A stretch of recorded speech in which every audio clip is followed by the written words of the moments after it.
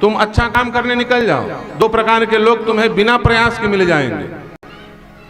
कौन? एक शत्रुता रखने वाले, एक मित्रता रखने वाले। खड़े हो जाओ, मैं कहता हूं तुम झाड़ू लगाना शुरू कर दो, यहां से वहां तक। धीरे धीरे नहीं बाहर सकस। हमारे घर में सब धुर्रा घुस रहे थे, वो गाली देने वाला मिल जाएगा। देखो कितना अच्छा आदमी है, सब अपने घर को झाड़ू लगाते हैं, ये सबके दरवाजे को झाड़ू लगा रहा है। बहुत सुंदर आदमी, बड़ा सज्जन व्यक्ति, अच्छा बोलने वाला, बुरा बोलने हर जगह मिलेगा। हिमालय में जाके बैठोगे, जहां पर कोई नहीं है, वहां पे भी तुम्हें शत्रु और मित्र मिल जाएंगे। अब विधानसभा में बैठी हो भगवान मालिक, बहुत पक्का गारंटी है कि नहीं? अकेले में भी जाके बैठोगे तो शत्रु और मित्र मिल जाएंगे। हाँ, देवी भागवत में प्रमाण है। महाराज नर नारायण तपस्या कर रहे थे बद्री नारायण में, जहां कोई आता जाता नहीं, वहां प्रहलाद जी पहुंच गए और तपस्या कर रहे थे। उनसे प्रहलाद जी का युद्ध शुरू हो गया। 1000 वर्ष तक युद्ध चला। किस बात को लेके? नर नारायण तपस्या कर रहे थे, लेकिन धनुष लेके। क्या लेकर के? प्रहलाद जी ने कहा ढोंगी हो, तपस्या कर रहे हो तो धनुष लेके क्यों? देखो ये सब बात समझने वाली बात है। प्रहलाद जी की जो स्थिति उस समय थी, आज के हिंदुओं की भी चंद्राकर जी उसी प्रकार की स्थिति। क्या हिंदू अपने आप को हिंदू कब मानता है? जब वो पूर्ण रूपेण निहत्था हो जाए, जब वो पूर्ण रूपेण शस्त्रहीन हो जाए, जब वो पूर्ण रूप कर्महीन हो जाए, तब वो कहता है कि हिंदू बन गया। ऐसा नहीं। हिंदू का मतलब ये नहीं होता है कि हिंदू शस्त्र और पुरुषार्थ शौर्य विहीन हो जाए तब हिंदू हो। हिंदू का मतलब ये नहीं है कि वो रामायण भागवत गीता पढ़े तभी हिंदू है। हिंदू का मतलब ये होता है जिसका जीवन 50% शस्त्र और 50% शास्त्र से बराबर ढंग से जुड़ा रहे, वो हिंदू होता है। सच बताओ, असली हिंदू कौन है? हनुमान जी। असली हिंदू कौन है? राम जी।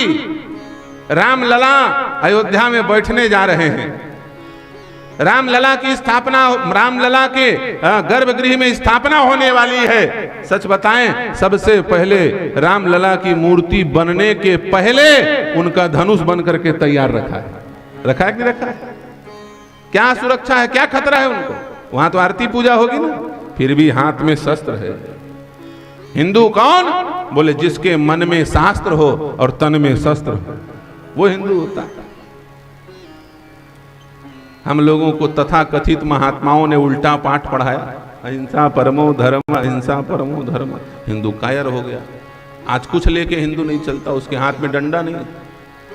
पुराने जमाने में गांव के जितने लोग हों, हर व्यक्ति डंडा लेके चलता था। आज डंडा नहीं किसी के। आज 2 लाख रुपया का मोबाइल लेके चल रहा है, 50,000 का जूता, 1.5 लाख का कोट पहन के चल रहा है, लेकिन हाथ में एक ठो डंडा नहीं है। ईमानदारी से बताओ, आजकल के जवान इतना सारा चीज लेके चलते हैं, 10,000 का चश्मा, इतना महंगा मोबाइल लेके रास्ते में चल रहे हैं, और उतने में आगे गली से एक ठो पागल कुत्ता आ गया।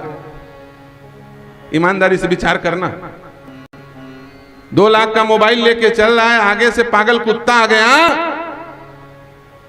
किसमें बचाएगा अपने आप को? मोबाइल फेंक के मारेगा। मोबाइल कितने का जी? 2 लाख का, और कुकुर फ्री के। कुकुर फ्री के। अब फ्री कुकुर ले 2 लाख के मोबाइल में मारी ही बाँची कि नहीं बाँची, तेखर गारंटी नहीं है। अब कैसे होगा काम? ईमानदारी से बता, है ना गड़बड़? अपने कोट को उतार के फेंक के मारेगा, जींस पैंट में मारोगे, जूता चप्पल में मारोगे। और शेर बन के जा रहा था 2 लाख का मोबाइल लेकर के, हैं? और शेर रास्ते में चला जा रहा था और शेर को कुत्ते ने काट लिया। दुनिया वाले क्या कहेंगे, ये कैसा शेर है भाई, इसको कुत्ते ने काट लिया।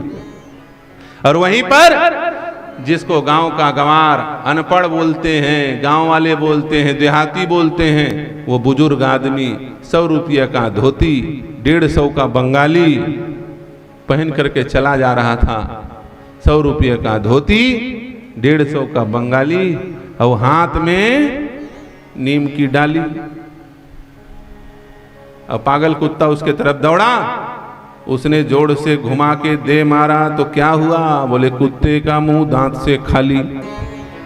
100 रुपये का धोती, 150 की बंगाली, घुमा के दे मारा, कुत्ते का मुंह दांत से खाली। वो कुत्ता पागल था, उसका दिमाग सही हो गया।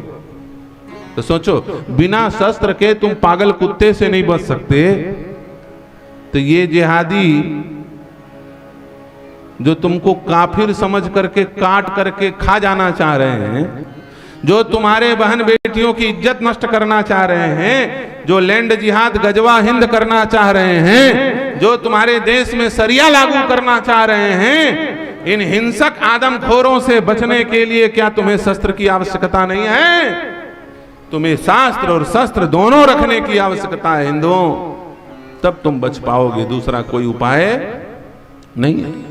नर नारायण धनुष बाण लेके तपस्या कर रहे थे वहां, उनसे भी झगड़ा हो। दो चीज तुम्हें मिलेंगे ही मिलेंगे, एक मित्र और दूसरा शत्रु।